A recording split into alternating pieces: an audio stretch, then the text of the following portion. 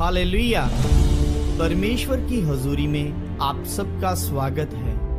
हमारा परमेश्वर जो कभी ना बदलने वाला परमेश्वर है, हमारा परमेश्वर जो शुरू से ही बड़े बड़े कामों को करता आया है।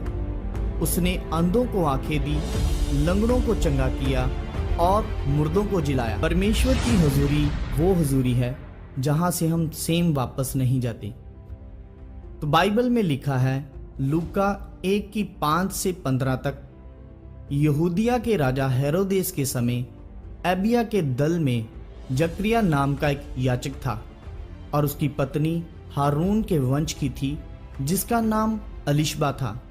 वे दोनों परमेश्वर के सामने धर्मी थे और प्रभु की सारी आज्ञाओं और विधियों पर निर्दोष चलने वाले थे। उनके कोई भी संतान न थी क्योंकि एलिशबा बांझ थी और वे दोनों बूढ़े थे।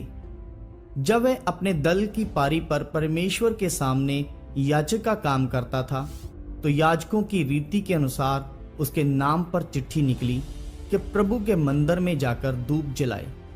धूप जलाने के समय लोगों की सारी मंडली बाहर प्रार्थना कर रही थी। उस समय प्रभु का एक स्वर्गदूत धूप की वेदी की दाहिनी ओर खड़ा हुआ उसको दिखाई दिया।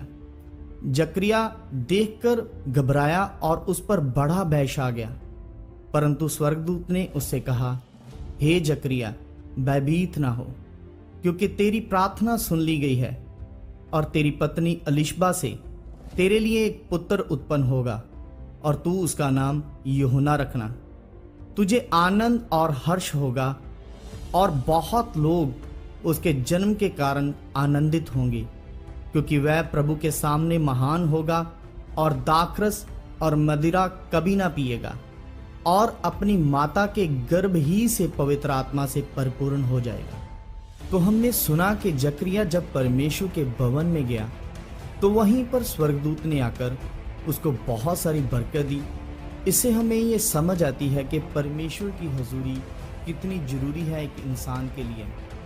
ऐसा नहीं कि हम घर पर प्रार्थना नहीं कर सकते या घर पर बाइबल नहीं पढ़ सकते, लेकिन बाइबल में लिखा है कि इजराइलियों को भी परमेश्वर ने बोला कि मेरे लिए एक वेदी बनाना, यहाँ पर अपनी तू भेंट लेके आ सके और वहाँ पर मेरे नाम का स्मरण करना और वहाँ पर मैं आकर तुझे आशीष दूंगा।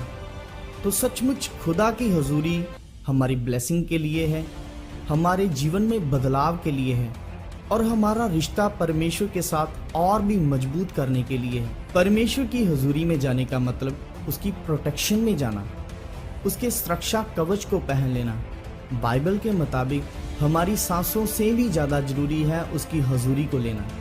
एक खास स्थान जिसमें परमेश्वर की महिमा हो, परमेश्वर की आराधना हो, जहाँ पर खुदा का आत्मा अद्भुत रीति से हमारे जीवन में काम करे और हमें अपने राज्य में बढ़ाए, अपने राज्य की बहुत सारी बातें सिखाए और जिससे हम आत्मिक बने।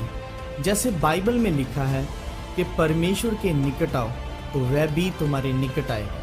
तो आइए हम पूरे मन से, पूरे दिल से खुदा के निकट आए और जिससे वह भी हमारे निकट आए।